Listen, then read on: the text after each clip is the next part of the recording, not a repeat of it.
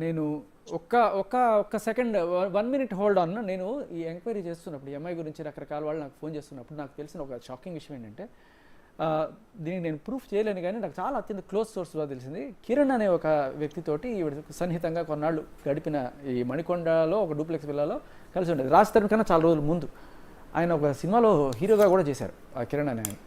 అయితే ఆయన ఒకసారి ఈవిడ కలిసి వెళ్తున్నప్పుడు ఏదో ఆయనకేదో సడన్గా ఏదో గుచ్చుకొని రాడ్ అట్ట దిగబడిపోయిందిట తొడలో దిగబడిపోతే మొత్తం రక్తం కారిపోతూ ఉంటే ఆ రక్తం చూసి నవ్వుతుందిట. భలే ఉంది. ఒక్కసారి ఆయన షాక్ అయిపోయాడు, ఏంటిది ఇదే అని చెప్పి, అంటే సాడిస్టిక్ ఇదనమాట. సో భలే అయింది అంటుంటే ఆయన సరే నాకు గుచ్చుకుంది కదా హాస్పిటల్కి వెళ్దామని చెప్పి మెల్లగా ఆయనకి కన్విన్స్ చేసి మెల్లగా హాస్పిటల్కి తీసుకెళ్ళిన తర్వాత ఆయన కట్టించుకొని ఈ అమ్మాయి ఇలా నవ్వుతుందండి, కొంచెం అంటే అమ్మాయికి ఏం చెప్పాట, ఇట్లాగే వచ్చాం కదా నువ్వు కూడా కొంచెం హెల్త్ చెకప్ చేయించుకో అని చెప్పి ఆ డాక్టర్కి తీసుకెళ్ళి ఆవిడ హెల్త్ చెకప్ చేయించే నేపథ్యంలో కనుక్కున్నాడు. ఆ డాక్టర్ ఇచ్చిన రిపోర్ట్ ఇవన్నీ కూడా తీసుకున్నాడని చెప్పి తర్వాత ఆ రిపోర్ట్ ఎక్కడ బయట పెట్టాడని చెప్పి అతని నా నరక చుక్కలు చూపించిందట. ఇవి మీకు తెలుసా ఉదయ్ బై ఎనీ ఛాన్స్? నేను విన్నాను సార్, ఇదైతే దీని గురించి కూడా విన్నాను. అండ్ ఇలాంటి ఇన్సిడెంట్ నేను కూడా ఒకటి చూసాను sir. If you want I can share it with you please. So ఇలాగే ఒక రోజు రాత్రి 2-3 మధ్యలో అప్పటికే చాలా తాగేసి ఉంటాను. సేమ్ ఇలాగే యాస్టీస్గా రాస్తారు కానీ కూడా కొట్టడం జరిగింది. కొట్టినప్పుడు ఆయన ఇలా కింద పడిపోయాడు. కింద పడిపోతే మేము అందరం వచ్చి లేపుతున్నాము. సీసా మన వాటర్ బాటిల్ ఉంటుంది కదా సార్, గ్లాస్ బాటిల్, దాన్ని తీసుకొని ఇక్కడ తల మీద కొట్టింది సార్. కొడితే ఆయన కింద పడిపోయాడు. కింద పడిపోయి అన్న లెగు అన్న ఏమైందన్న, ఓకే అన్న అంతా అది ఇది అంటుంటే, చచ్చిపోడలే వాడేమి, లెగవండి అక్కడి నుంచి ఫస్ట్ అని చెప్పి అన్నది సార్. ఇంకోటి ఏదో చెప్పింది, అవార్డులు తీసుకొని తలపక్కలు కొట్టారా ఏదో చెప్పారు, అది ప్రీతి ఏదో చెప్పింది. ఇంకొక ఆడియో కూడా ఉందండి, ఏదో ఒక ఆడియో రన్ అయింది. అక్కడ మన రాజ్ తరుణ్ ఉన్నాడు, పక్కన ఎవరో కార్తీక్ అనే కుర్రాడు ఉన్నాడు. ఈవిడ మరి డ్రగ్స్ తీసుకుందా మందు తాగిందో తెలియదు కానీ అక్కడ అరుపులు కేకలు ఆడియో ఒకటి 5 నిమిషాలు 6 నిమిషాల వీడియో ఆడియో ఉంది. ప్రతిరోజు రాత్రి 8 గంటలకు 9 గంటలకి మొదలవుతుందండి వాళ్ళ ఇంట్లో.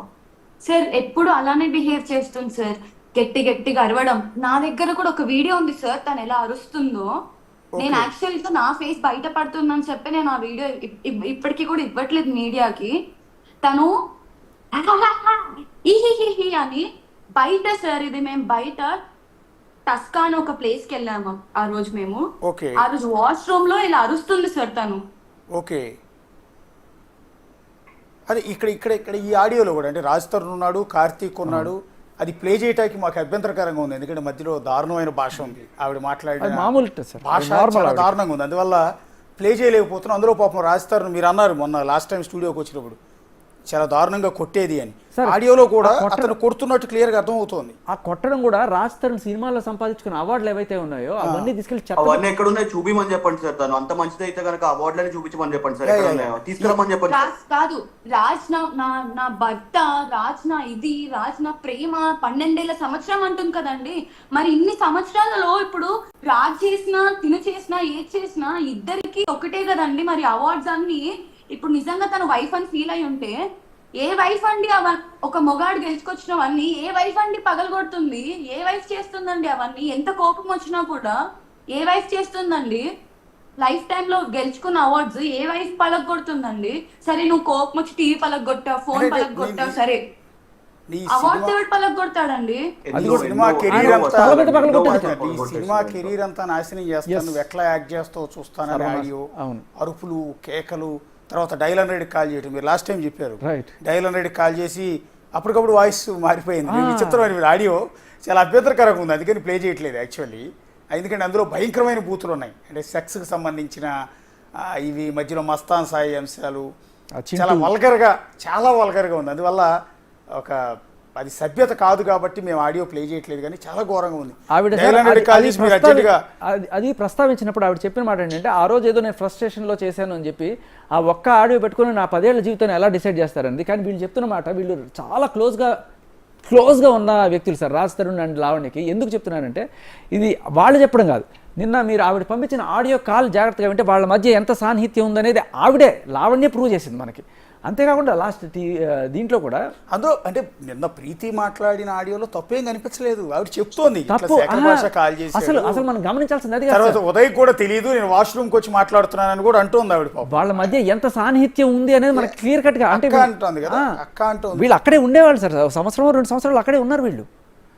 సో రాజ్ తరుణ్కి ఇది జరిగేది డైలీ సన్మానం, రోజు ఇదే. ఇప్పుడు నేను ఇంతకుముందు చెప్పిన దానికి సాక్ష్యం లేదు, ఇప్పుడు నేను చెప్పిన దానికి సాక్ష్యం తను రాజ్ తరుణ్ని పెళ్లి చేసుకుందని నాకు కానీ చెప్పలేదు, ఎవరికి చెప్పలేదు. అండ్ ఇన్ఫాక్ట్ నేను తనను సాయితోనే చూశాను సార్. తరుణన్న ఉండేవాడు ఇంట్లో, కానీ ఏ రోజు తరుణన్న నా హస్బెండ్ అని చెప్పలేదు, ఏ రోజు తరుణన్నతో క్లోజ్ గా చూడలేదు, కనీసం ఇలా ముద్దు పెట్టుకోవడం కూడా నేను తరుణన్నతో చూడలేదు. బట్ నేను సాయితో చూసాను అవన్నీ. సాయి క్వశ్చన్ చేశాడు, మొగుడు కదా నువ్వు ఎందుకు నా దగ్గరకు వస్తున్నావు సాయి క్వశ్చన్ చేస్తే, మస్తాన్ సాయి తిని ఏం చెప్పిందంటే, రాజ్ నా తమ్ముడు, నేను బయట అందరికి భయపడి అలా చెప్పుకుంటాను రాజ్ నా మొగుడు అని చెప్పి, ఎవరన్నా నన్ను చూడడానికి మళ్ళీ తప్పుగా చూస్తారని చెప్పి నేను రాజ్ నా మొగుడు అని చెప్తాను, కానీ రాజ్ నా తమ్ముడు అని చెప్పి మస్తాన్ సాయి చాలా మంది చెప్పింది సార్ ఈ విషయం. ఓకే, మీరున్నప్పుడు కూడా మీరు ఆవిడ ఇంట్లోనే ఉండేవాళ్ళు కాబట్టి రాజ్ తరుణ్ కొట్టేదండి ఆవిడ? అవును సార్. సార్ టీ షర్ట్ మొత్తం చింపి ఎలా కొట్టేది సార్. కొడితే కూడా తను ఏం మాట్లాడకుండా, అవార్డ్స్ పలగొట్టిన రోజు కూడా సార్ తరుణ్ ఒక్క మాట మాట్లాడకుండా he just went and slept in his room sir. అంతే, ఒకే ఒక మాట అన్నాడు, అది నా లైఫ్ అన్నాడు. అంతే, అది నా లైఫ్ అన్నందుకు నా 12 సంవత్సరాల జీవితం అసలు ఆ రోజు గొడవనే కాలేదు సార్. తినకే మంది ఎక్కువైపోయి గట్టిగా అరుచుకుంటూ మాట్లాడుతుంటే పక్కన వాళ్ళు వింటారు మెల్లిగా మాట్లాడు, పక్కన వాళ్ళు వింటారు మెల్లిగా మాట్లాడు అని ఒక 3-4 సార్లు చెప్పాడు సార్ తరుణన్న. ఎన్నిసార్లు చెప్పాక కూడా తను మాట వినలేదు. వినకపోయేసరికి తరుణన్న కోపం వచ్చి గ్లాస్ తను డ్రింక్ చేసే గ్లాస్ ఇలా కింద పడేశాడు. నువ్వు సైలెంట్ గా ఉంటావా ఉండవా అని చెప్పి తరుణన్న జస్ట్ గ్లాస్ ని కింద పడేశాడు అంతే.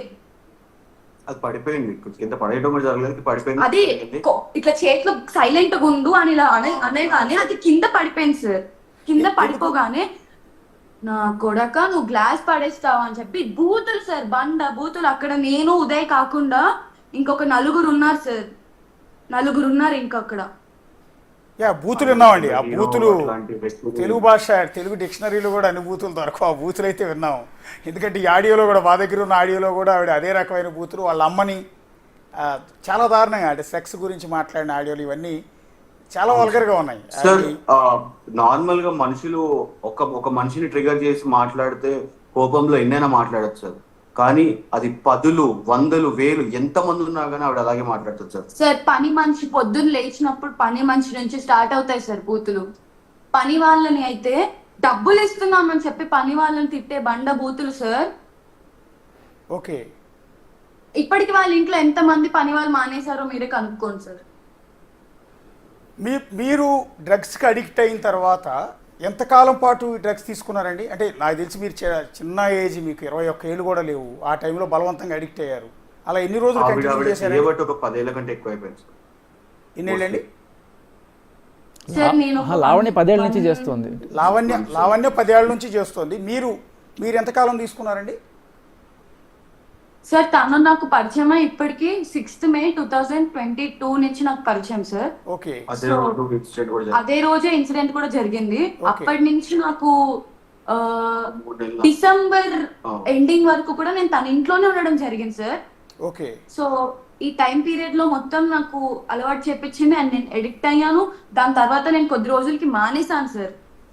ఒక 2 months నేను మానేశాను. నా సొంతంగా ఏ రీహాబ్ ఏది లేకుండా నేను నా మీద స్ట్రాంగ్ డిసిషన్ తీసుకొని, నేను వద్దు ఇది తప్పు, నన్ను ఇలా చేసింది తనని చెప్పి నేను నా సెల్ఫ్ స్టాప్ చేశాను సార్. స్టాప్ చేశాక నాకు విత్డ్రాల్స్ రావడం, ఇవి రావడం వల్ల నేను అడిక్ట్ అయిపోయాను కాబట్టి నేను మళ్ళీ తీసుకోవడం జరిగింది. ఓకే, దాని తర్వాత నా హెల్త్ పాడైతుంది అని ఏ రోజు అయితే నాకు అర్థమైందో, నాకు ఇవన్నీ సార్ నాకు ఇవన్నీ అయితే ఎక్కడ దొరకవు కదా సార్, నాకు తన దగ్గరే దొరికాయి, నాకు బయటకు వచ్చాక దొరికేవి కాదు. అండ్ నేను ఎప్పుడూ అలా ట్రై కూడా చేయలేదు. సో తిని దగ్గరికి వెళ్ళాలి మళ్ళీ కావాలంటే, నేను తిన దగ్గరికి అయితే ఏ రోజు వెళ్ళడానికి మళ్ళీ ట్రై చేయలేదు. నాకు తెలుసు అది ఒక బ్యాడ్ థింగ్.